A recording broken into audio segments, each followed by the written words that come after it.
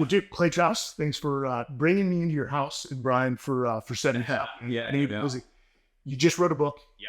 But I want to go with this, by the way, so you don't have the romantic interlude there. Go back further, because dude, your life story as you read it, you've made multiple sort of career shifts. That's accurate. Yes, but born in Nashville, high school, and then you go to DC. I think it was George Washington. That's right. Yeah.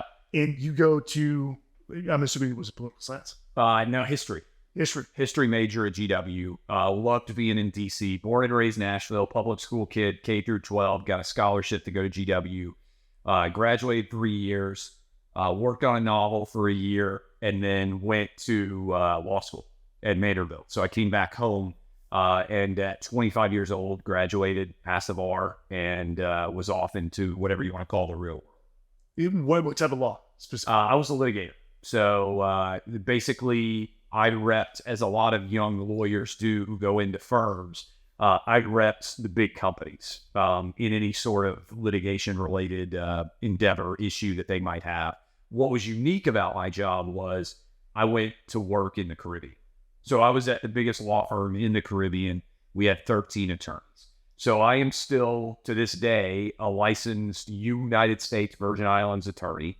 And then I took the bar in Tennessee the next year, so I'm licensed in Tennessee as well. But that's not a very common overlap. There aren't that many United States Virgin Islands attorneys, and there are even fewer people who would graduate from law school, and that's the first bar that you would take. They're based out of there for tax purposes, or? So it's fascinating. There's a lot of different reasons. So the USVI, people don't realize the territory, like in some ways Puerto Rico is. And for people who don't even know the geography of it, we're about 30-minute flight to the east from Puerto Rico. So if you look on the map, we are the U.S. Virgin Islands, British Virgin Islands, as far east basically as you can go of the continental North and South America. Yeah. So from there, it's Europe, right? So you're way kind of out there floating in the ocean. And historically, there's only 100,000 people there. So 100,000 Virgin Islanders, and there are a lot of businesses that have interests there. A lot of them are BVI, but also USVI. And there are a variety of different entities that would have businesses there. But some of it would be tax related. Some of it would be business related, where you decide you want to have your locus there. For instance, even now, Puerto Rico is a hot place for people to go who are wanting to try to have low tax rates if you bring business to those islands. Mm-hmm. So we repped every big company. So American Airlines flies into the U.S. Virgin Islands. We repped American Airlines. Banks, big entities there. So there are a lot of plaintiffs. They call it the plaintiff's paradise, because you want to be, if you can, you want to sue in the U.S. Virgin Islands. So we were the defense attorneys. The plaintiff's lawyers who would make a ton of money, because the average juror in the USVI has the 8th grade education, and most people know each other. So if you have an opportunity to sue Home Depot or American Airlines or Kmart, which they still had Kmart's there, you want to sue there. And so we, to a large extent, would be the big firm. At this time, I'm 25 years old. Yeah. The big firm lawyer for the big American corporation. So that's what I did when I was 25 years old. Was that the original list when you got that job? Hey, we're going to send you to the Virgin Islands? It was the firm recruiting. So the managing partner was a Vanderbilt law grad. He's still a good friend of mine now. I didn't know him at the time. And I was getting married. You met my wife a little bit earlier in the house here, but she and I got married in August of 2004. And then within 10 days, I started practice in the U.S. Virgin Islands. So we didn't even go on honeymoon. We just moved to the U.S. Virgin Islands, which is where a lot of people go on honeymoon. But then I went into work by August of 2004. And really, I wasn't that excited about being a lawyer, I would say, in general. And we didn't have any kids yet. We were just getting married. And we thought to ourselves, why not have a fun experience and go to a cool place and see what it's like? Island fever. Is that anything? Yeah, island fever is a real thing. I didn't have it as much. Like, I get boat fever. So if you tell me that I go on a cruise ship, I don't like being forced to stay on a cruise ship. I don't like being able to get off. I'm fine if we go to an island. The island, if I remember correctly, is 14 miles long, and it would take you 45 minutes to drive from one end to the other because there's not like highways, right? So you can't drive that fast. And there are so many different things that you can do, including get on a boat and go to a different island, that I didn't ever really feel like that island fever. Lots of people do. What I would miss at that time, and I don't know how much it's different now, but we would go to Puerto Rico, which was basically like the New York City of the Caribbean. And it would be for things like, hey, let's go to a stadium seating movie theater. Let's go to a shopping mall, let's go to an Outback Steakhouse, like things that you're used to in the continental United States. They don't really necessarily exist in the USVI in the same way. Again, it may have changed somewhat since then, but that was the things that I missed, was maybe the opportunity to go and kind of experience what most of suburban life in the United States is like. And I would just say this, for people who haven't lived in a place like that, there isn't a huge middle class. Like I was the middle class, right? As a young attorney. There's super rich people who have second, third homes on those islands. Maybe they live down there a decent amount, but they're exquisite, incredible places. And then there's very low level housing, right? Like anybody who's been to the Caribbean. That's not very common in the United States, which is mostly driven by a middle class persona.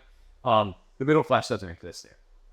And so I would say that's the challenge, because you have super high end that caters to the super rich, and then you have super low end that caters to the super low end, and there's not as much of the middle end universe that maybe you would be used to. Yeah, abject poverty. Yeah. Especially having gone to third world countries, it's on a different level. I think it's closer to third world there than it is. Is the way that I would describe it. So, the thing I love, again, reading your story is one of the things you missed was DirecTV. Yeah. So Tennessee Titans. Yeah. I'm assuming you've been a sports fan my whole life. Die hard. And so when we moved down there, and this is still an issue, right? I think they just kind of got some sort of resolution, but Elon came in and like Starlink or whatever. I think they allowed it. The catch was, so for diehard NFL fans, the NFL Sunday Ticket is how you watch OutKick games. So if you're in New York City, for instance, you're going to get the Jets and you're going to get the Giants. If you're in Houston, you're going to get the Texans every week, right? Probably the Cowboys a lot too. But so the Titans are never going to be on the main national broadcast. And we got a lot of New York City because we had New York City affiliate stations there. And so usually if you're out market, you would go to a sports bar and they would have every game. It's an interesting concept there because of, as I mentioned earlier, the Virgin Islands being so far east. They are actually covered by DirecTV Latin America. And DirecTV Latin America didn't service the U.S. Virgin Islands. So you're swimming in soccer. So you had no ability to go to a sports bar or even to sign up to get DirecTV at your house. So you couldn't watch whatever NFL game you wanted to watch. So there was a guy, and there's really kind of fascinating territorial law that still applies to the U.S. Virgin Islands, Guam, some of these outlying islands that most people never visit for non-states, a little bit in the Puerto Rico universe. This guy was on hunger strike because he didn't have the right to vote for president. And I thought, this is I'm going to do a satirical version of that. I'll go on a pudding strike and only eat pudding, like hunt snack packs, and do reviews of them until the U.S. Virgin Islands gets covered by the DirecTV, so I can watch whatever football game I want. That's why I started writing online back in 04 now, nearly 20 years ago. And then that stayed with CBS Sports. Eventually, I started writing online with buddies. We started our own site. And then eventually I started writing for CBS Sports. So is this when you started considering career shift? I mean, were you not finding this? So I was practicing law first time, full time. And I know now this is a more commonplace discussion, but I was 25 years old and what I would say it's done everything right. I went to college, got a degree, went to law school, got a law degree, passed.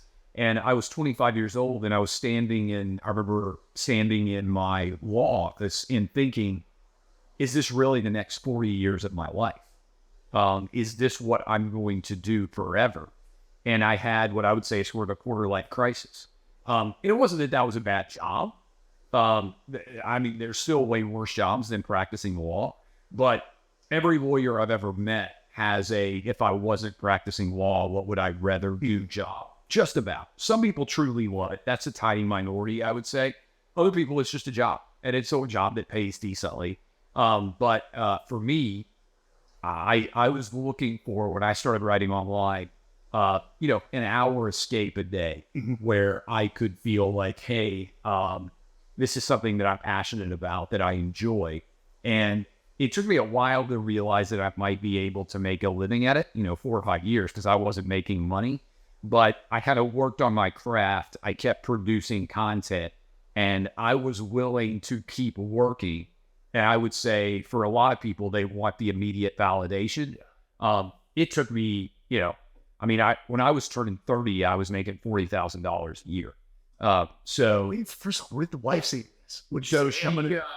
She was, to her credit, she was very supportive. I believe it. And so, I wrote a book, Dixieland Delight. We started to have a little bit of success. And she was working full time, and the trajectory of my career was positive. But there were definitely times where I thought, especially when I had the first 2 kids, as anybody out there who has kids knows, where I thought to myself, man, this is overwhelming.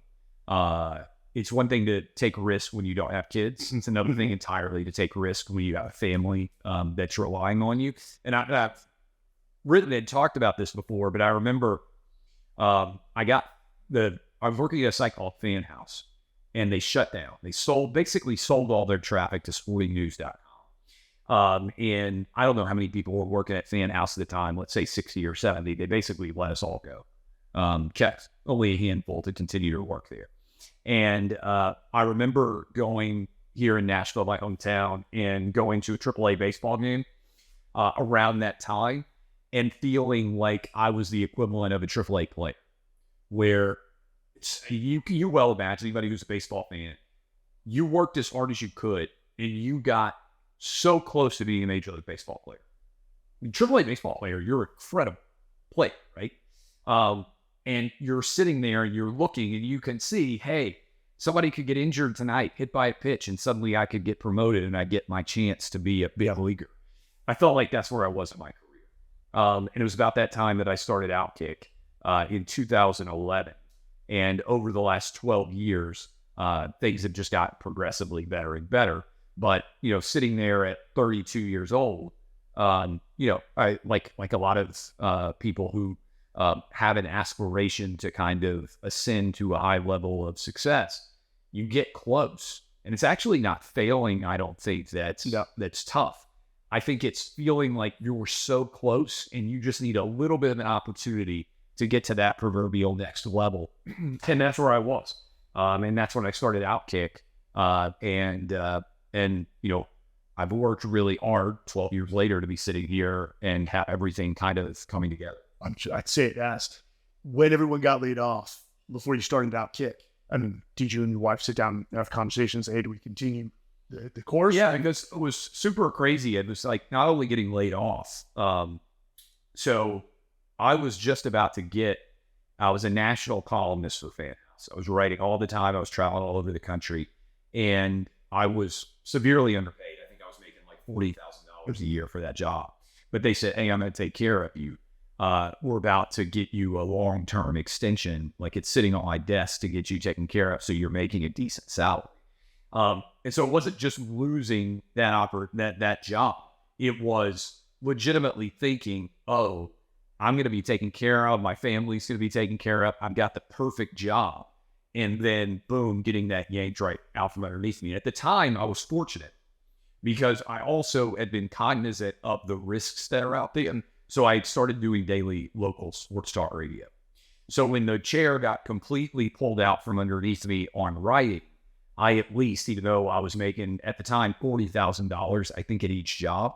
So I built myself up to where I was making $80,000 a year, and I was feeling good about myself. And then suddenly 50% of my income was gone, and I just had the local sports talk radio show. But that at least was providing me the ability to pay my mortgage, to take care of my family. But my wife is still working full time. my perspective is my perspective, but you're not losing your salary in the military. I fear going to war less than I fear losing my salary. Yeah. That's, I mean, for any parent or any man of the house that's responsible for the livelihood of their family, that is a scary prospect. So with OutKick, you're the founder. Yeah. You start this on your own. I mean, initially, were you doing everything? I did every single thing. I sold every ad. I wrote every article. So you're a salesman. You're wearing every hat. And my initial goal was, I was thinking to myself, if I could ever build this to where I can make $100,000 a year from OutKick, I would be ecstatic. Yes. Right. Because my idea was just to try to give me security for my family, but also to allow me to have control. And I had worked at that point at CBS, at Deadspin, and Fan House, so I felt like I knew the online sports writing universe. And I was super frustrated because I didn't want to give anybody else control over whether I succeeded or failed. And so I am in that respect kind of a control freak, because I don't want to be able to be forced to give somebody else the ability to determine my outcome. And so that was what drove me. I worked all the time. And anybody who starts a small business, it's all encompassing. You'll wake up in the middle of the night, with things burning through your head like, hey, I need to make care, but you just can't go back to sleep. That still happens to me now. I don't have, obviously, the same control because I sold the company 2 years ago. But I am in many ways maniacal in the amount of time that I work. And what matters to me hugely is control, because I have, in my opinion, I'm not going to fail at something if I can control the outcome. Well, first off, for those that are like, control, that's that. No, what it is you were willing to accept that much risk, though. Yeah, I have a very high risk tolerance. So where others want the guaranteed paycheck, which it's not guaranteed, correct, and they're unwilling to accept that risk, they can't understand. And so since I'm retired, I've started multiple companies, and I still have I'm wondering when those are going to end. Where I wake up and I'm like, oh my God, we're going to make payroll. Yeah, but I think that is just you had a steeper maturation curve than others. Yeah, I realized, hey, this no bueno working for other people. No bueno. Well, look, the reality is, if Fan House doesn't shut down, let's say that business works. I mean, if somebody had come to me and said, hey, will you sign a 10-year, $200,000 a year deal? I would have signed it in a heartbeat at that time. Because I would have been like, are you kidding me? Like, I'm the most fortunate person who's ever existed in the history of mankind. So it wasn't just that that I had recognized that I had this ability. It was that I was forced into it because that opportunity, the door shut. And so I didn't want to fight and claw my way to be an employee somewhere else and then have somebody else say, oh, sorry, we're changing directions here too. Particularly not when I was working full time. And I do think the radio helped because I was cognizant of what ad sales were like. And I think I'm pretty good if you put me across the table from a CEO. I think I have a lot of the same traits that those guys do. And so I understood, hey, I've got to deliver for your business if I'm doing radio, if I'm doing my OutKick show, whatever else it is. And so there's a lot of highs and lows, like any other small business, right? Like, that feeling where you get suddenly a deal done and you're running around and you're like super excited. I remember getting, a $60,000 advertising buy, and it was like, I just had won the lottery, right? So I worked so hard. Yeah. And then you also have somebody say, hey, we're not going to continue. And then you're like, well, that's a big cut in my overall income and everything else. So again, I think I have a high risk tolerance and I have a high confidence level.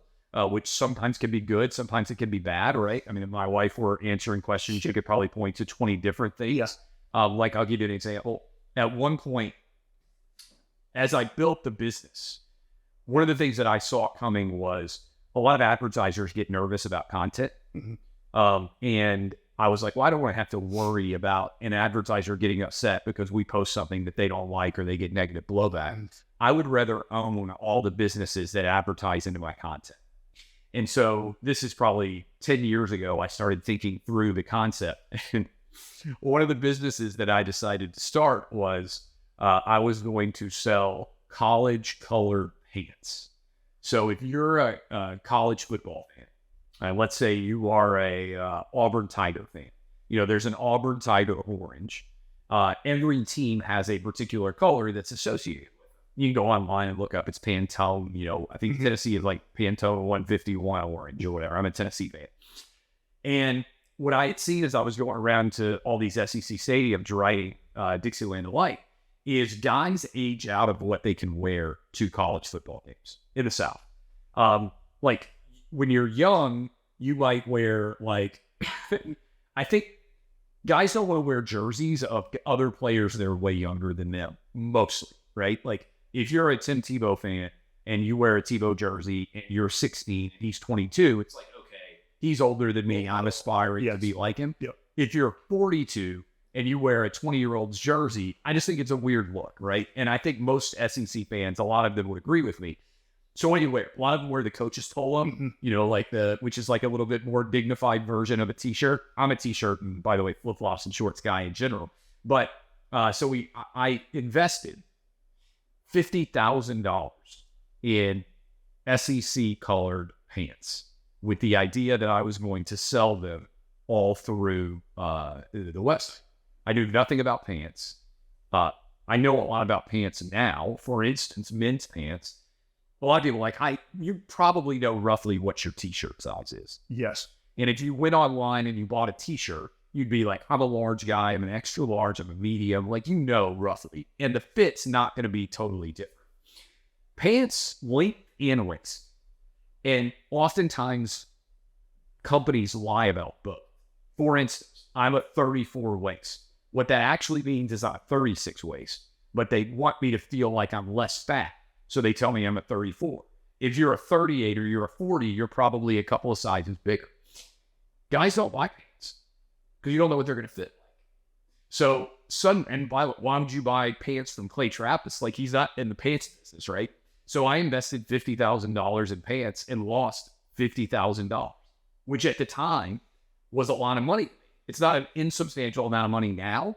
But, a lot of businesses that are multi-million-dollar businesses can risk $50,000. I didn't have a lot of money to risk at that time. So I failed. And that, for instance, was like my ideal, right? It is important to own, I think, businesses that advertise into your content if you want to protect your content from advertising issues. The ideal is right. The execution was wrong. With product, you spread too thin. You can't be all things. And also, by the way, I'm basically colorblind, and I'm sitting here looking at khaki colored pants that are dyed, trying to distinguish between Texas orange, Tennessee orange, Auburn orange, because that matters, right? Like, if you're a fan of a team, you want to make sure that it's the right color, or you don't want you look like you're a fan of others. So I'm sitting there trying to distinguish between these. I got prototypes laid out all over my house, and the tables in the house. And so sometimes, that means that you bite off more than you can chew. Things don't go the way that you would anticipate. But ideally, what you're paying for is the lesson.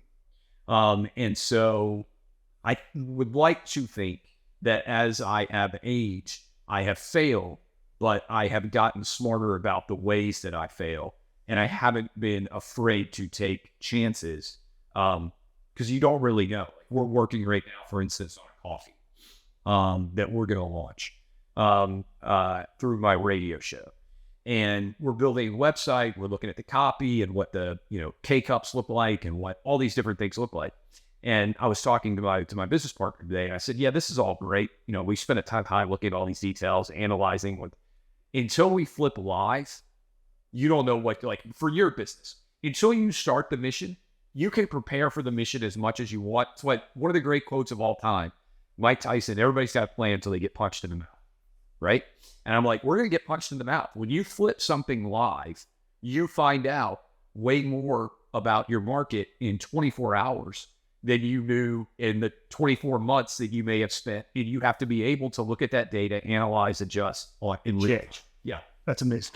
You said, you feel you have most of the qualities of a CEO. Would you ever take a Fox Sports CEO role? Well, no. You never consider because first of all, Aaron Shanks is amazing. Yeah, I'm not. But ESPN, it could be. Well, I think my skill set is I'm a content guy. Mm-hmm. So what's a little bit unique is I would say, for instance, in the world of sports media, there's lots of guys who have built businesses. For instance, Bleacher Report. Like they're business side guys, and they go out and they hire content guys. I think my skill set is I'm able to talk to the business guys and be like, yeah, like we got to make money on this. We got to figure out how to monetize this. We got to figure out what the business aspect of this deal is. But I can also still be really good at content. So I can go to the content guys and say, hey man, because a lot of writers, for instance, have no idea how they get paid. I would say most people in general are more comfortable being employees than they are employers. 100%. Right? 100%. And so, like the 99 versus the other one. That's right. Yeah. And so I can talk to both sides and say, my perspective, and this would be my advice to anybody who's watching or listening to us right now, figure out how you get paid, right? Whatever you are choosing to do. If you don't care how you get paid, you're never going to be great at what you're doing. That's fine. Like lots of people, my grandfather used to say, I work to have a good time, right? Like, okay, like I get your hours. Yeah. Like I want to be there for my family. I want to make sure that that we're able to have good time outside of work. I'm not trying to, found a business or something like that. And I just want to know that I've got money to be able to pay my mortgage. But if you are really interested in truly having success, you need to figure out how you get paid.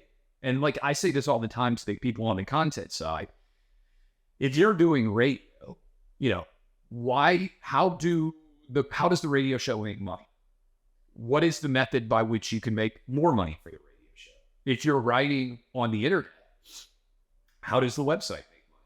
How does your, understanding the business of what you do, if your goal is to be successful, I think is really important. And so I wouldn't want to just be on the business side because I think it's like trying to be a coach. And I've been coaches for my kids in Little League. Like I get driven insane by not being able to be involved myself. So I feel like I'm kind of in the nitty gritty. Now, could you be a player manager? I don't, maybe. I think everything you just described basically sets you up for the role. There are three guys, if you think about it, in sports media who have built successful businesses from the content side, right? Bill Simmons, who obviously has had tremendous success with The Ringer, Portnoy with Barstool, and I would say me with OutKick.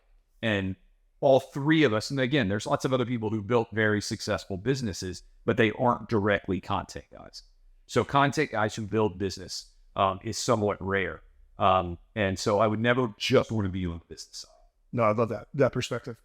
One question before we get into the last segment here. For the viewers, the ones who are potentially, let's say struggling with the leap to break off and do it on. Yeah. What does the average day of a high performer in this industry look like? Ugh. I mean, my wife would probably answer that better, but I'll tell you, for instance, what I've done today. All right. So we're talking, what is today? September 14th? September 14th, 2023. Because ideally, people might watch this in 4 years and be like, hey, this is a representative day for me. So one, I've got 3 boys. So let me just start there. I've got a 15-year-old, I've got a 12-year-old, I've got an 8-year-old. So most days for me are going to start with me I feel fortunate, I walk my 3rd grader to school. So I'll start off the day walking him to school. Then I come back and I basically dive straight into prep for my shows. So I will read any and everything. I'm on live from 11 to 2 Central. I took over, Buck Sexton and I do a show. We took over for Rush Limbaugh in his time slot. So today, get back from taking my son to school, read for the early part of the day. Then I was on Fox Business to discuss 3 different topics. So I have a television studio upstairs, put on a jacket and a button down, leave my shorts on, sit down, do like 10 or 15 minutes for that. Then today I was doing OutKick the show, which I also do every day, for 30 minutes right after playing Buck. But today I did it earlier. We taped it at 10 a.m. Because I had Martha McCollum on Fox News reacting to the Hunter Biden indictments at 2:10 Central. Finished that at 2:30 Central. I had a call with the business side of the Clay and Buck Show for updates on how 2023 is looking in that larger context. And that call went on for a while. Then I had a call related to OutKick content management. Then I walked up to go grab my 8-year-old from 3rd grade, brought him back, sat down with you. So in the context of this day, I will do Fox Business. I will do Fox News. I will do 3 hours of live radio. I will do 30 minutes of live OutKick show. And I'll do probably close to an hour with you. I think right now I also have Sean Hannity scheduled in the evening. In between all that, I'll try to be a dad. And I'll also have to read everything because I have to be prepared to go on and talk. You know, it's one thing when I did sports full time and you would go on like tonight, the Vikings play against the Eagles. Mm-hmm. Well, I have an opinion already of Kirk Cousins. I have an opinion already of Jalen Hurts. It's unlikely that until the game is played, which I'll probably watch some tonight, until that game is played, it's unlikely there'll be some substantial shift in my analysis of that. But when you're live on the radio or live on television, that Hunter Biden indictment came down while we were live on the radio. Nobody was prepared for that, right? It's legitimately breaking news. So I was scheduled to go on Martha McCallum's show. I don't even remember what the topic was going to be, but in real time, boom, it shifts, analyze what this indictment, Hunter Biden is. Well, you have to have been reading all day and kept up on every aspect of the Hunter Biden story to be able to go on and talk about it in an intelligent fashion. So some people say, like, how much do you prep for your shows? The answer is all day long. Never stops. Like, you could never be like, oh, I'm only gonna, like, I'm not gonna pay attention to any news today because you get exposed. I mean, what I found is whatever I say publicly has to be. Remember the Hemingway, like, talking about the iceberg, when he said, you know, basically, I'm paraphrasing here, but the writings that you only see the iceberg above the water. Yeah. But there's a huge foundation that supports the iceberg above the water that you never see. That foundation always has to be there because otherwise, whatever you're trying to put out there has no basis and it crumbles over. And I always say, like, you can disagree with my opinions, but my facts are going to be right. How do you get your facts right? By studying all the time. So you read. Read. Is anyone curating content for you and setting some of the... Not really. Because I don't... And again, this goes to control. My concern is I've never found... If I could have someone who was like, I've been looking for a long time, I would love to have a 25-year-old version of me. A researcher. Just who could distill everything that's going on and be like, Clay, you don't even need to read anything. Here's 1 hour of the things that you need to read today.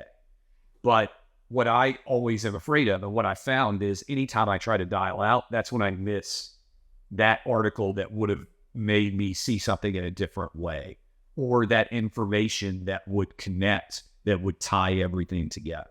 And this is also the probably legal training in me, but the number of people who opine on things without having read the foundational document. For instance, if you're going to have an opinion on the Hunter Biden indictment, you need to read the Hunter Biden indictment, right? You don't need to read the coverage of the Hunter Biden indictment. You need to read the original document. And so I try to go, back when I did sports, I used to like to watch or read transcripts of press conferences because I would find that oftentimes the stories that people wrote were actually the least interesting thing that people said in press conference. So anyway, I am super controlling in the fact that I want to make sure that I am seeing and reading everything myself. What's interesting about you, and I want to sort of make this the last statement. You've done a masterful job of intertwining the politics with sports, and let's be honest, sports has always been intertwined with politics. Yeah. I just don't think it's been covered like it has to date. I mean, you look at the 1936 Olympics, Chelsea Owens, the 1972 Olympics back in Germany, with the Palestine, Israel hostages. When did that leap start to take place? Was there a certain event where you started to intertwine those? Or did you, I mean, you going to George Washington, you also worked for some senators, you interned. Yeah. Was that always a passion of yours as well? How did those two? I'm a big history nerd. So when I'm not focused on the day-to-day, like people say, what is the drawback of what you do for a living? Maybe that's what I'm trying to ask. I think a drawback is sometimes it's hard to have full perspective because when you're reacting immediately to what's new, it's sometimes hard to realize what's going to matter in 48 hours or 72 hours or a month, or a year from now, right? And so I think that's a big challenge for anybody who reacts on a day-to-day basis. But I think, the biggest challenge that we face in general is what stories are covered and what stories are not covered. That's the real power of media. And I think to the extent that I have a talent in media, it's that if you give me 10 stories, I can point to you the 2 that are right. I'm pretty good at topic selection. And your batting average is pretty high. Yeah. Yeah, because that's basically what ratings are, right? And or if I don't pick the topic that people are going to care about the most, my opinion of the topic that I picked is unique and interesting enough that even if people didn't otherwise care about it. Like I always say, for people who do sports, like you could be the most knowledgeable person about women's college softball in America, but most sports talk shows, your listeners are not going to want to hear you open a show talking about women's college softball. There is an audience for that. But people want to know what's going to happen with the Eagles or the Vikings because 20 million people are going to watch it tonight, right? So to your point, I think sports and politics really got fully intertwined with Trump. I think and then I got like a couple of things that jump out to me. Trump was not president yet, but Kaepernick taking a knee. I thought you were going to go there. That was when I think things changed in a big way. And a 9-year, San Francisco, that killed us. Yeah. And then you add in Trump winning. Mm-hmm. And Trump is a sports fan. So then he talks sometimes from the White House about sports, which made that political.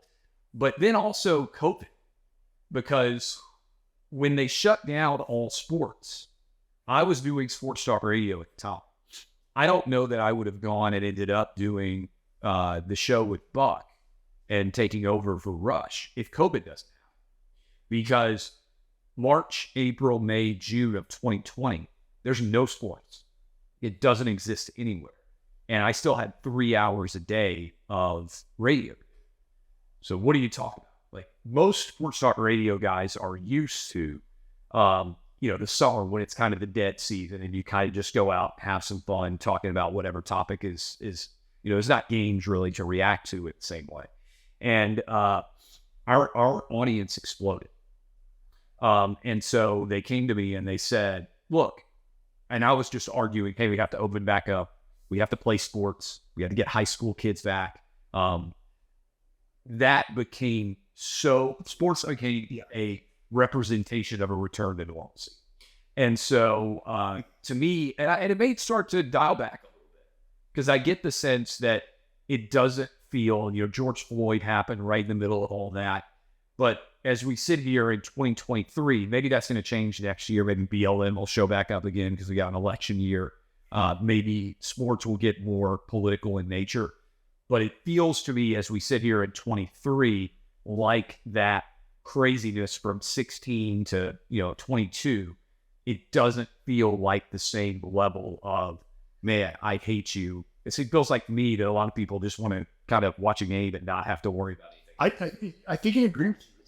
If I pick up a Coca-Cola, I don't hear about your political journey about Coca-Cola. It's been overplayed, but I think we've seen the pendulum swing back to it. And I think Bud Light is a big part of that. I think realizing that you can have consequences by going too far left, yes, you can, is a big part towards the national barometer swinging back towards down the middle of, to your point on Coke, or, if I go see Spider-Man, like with my kids, I don't want the movie to start and like Spider-Man to come off and pull his mask off and be like, hey guys, I know you came here to see Spider-Man, but I really need to tell you about global warming. Like, I just want to watch Spider-Man, right? Like, I feel like most people are that way with sports.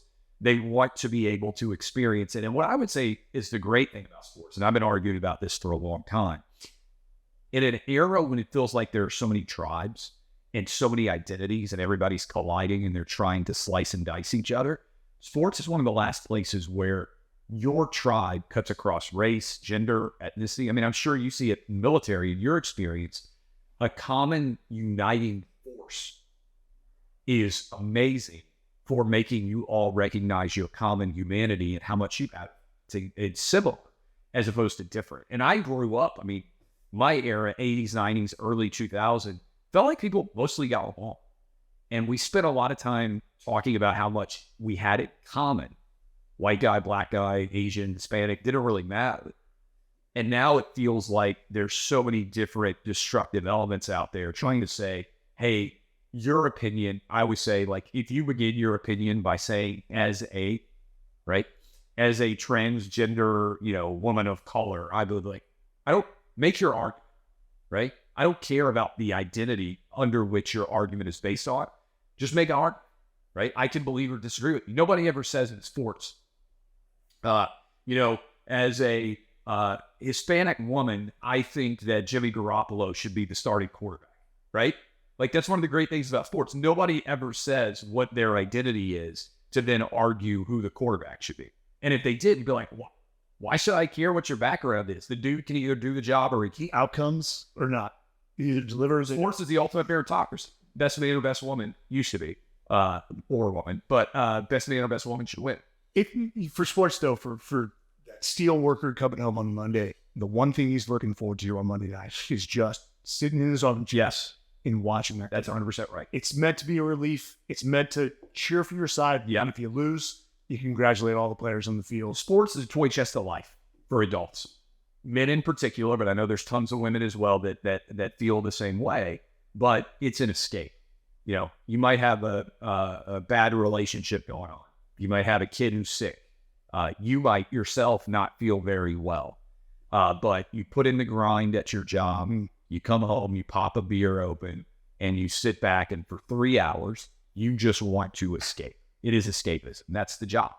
And so when you tell me, hey, I want to make this serious, I think you undercut, and the data reflects that. I love that. I think you undercut the escapism, right? When you tell people, hey, let's talk about all the awful things that are going on in the world. Now, there are some examples where it matters, like we just had the 9/11 anniversary. Yes. President showing up, throwing a strike in New York for Yankee Stadium. I think those kind of things matter in a big way. And that's what I talked about a lot with COVID. Sports coming back meant that normalcy could return. And as long as sports weren't happening, it was hard to argue that normalcy was going to return. And so I just think it's an interesting prism and window into American culture. And I love it. And maybe the case that in 5 or 6 years, things go back to normal. And I just go back to picking who I think is going to win the Super Bowl. And I don't have to talk about, like whether, a dude who decides to identify as a woman can become a women's champion. I would love that. I look at John. He goes on it. The title of the article right there is sports, the return to normalcy. Yeah. 2024, are you going to get to sleep? I know this year is a lot for the first time in my life. Yeah. I'd rather go to sleep on January 1st. Yeah. Just wake me up post-election. But your family must be anticipating that it's going to be crazy. And it seems like, we'll see, as we're sitting in mid-September, it doesn't seem like maybe the primary season's going to be as wild. It may just be that we end up with Trump versus Biden again. But 2024 is going to be bonkers. And I was just talking with my co-host, Buck Sexton. It feels like we're in the middle of a television show where anything could happen in terms of the direction that Hunter Biden just got indicted today. When you're talking about a leading contender, Donald Trump, who's 77, and Joe Biden is 81, or about to turn 81 in November, it's a crazy stat. Half the people born on Joe Biden's birthday in November of 1941, I think, are dead. Half of them. So he has already outlived half of the people that were born on his day of birth. We've never seen anything like this. So if tomorrow Joe Biden, and I hope it doesn't happen, or Donald Trump has a medical condition, everything changes overnight. I mean, one of those guys could have a heart attack. One of them could have a stroke.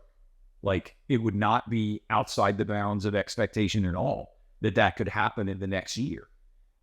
If we had been having this conversation in September of 2019, we would have been talking about, hey, well, how do you think Trump's going to do re-election?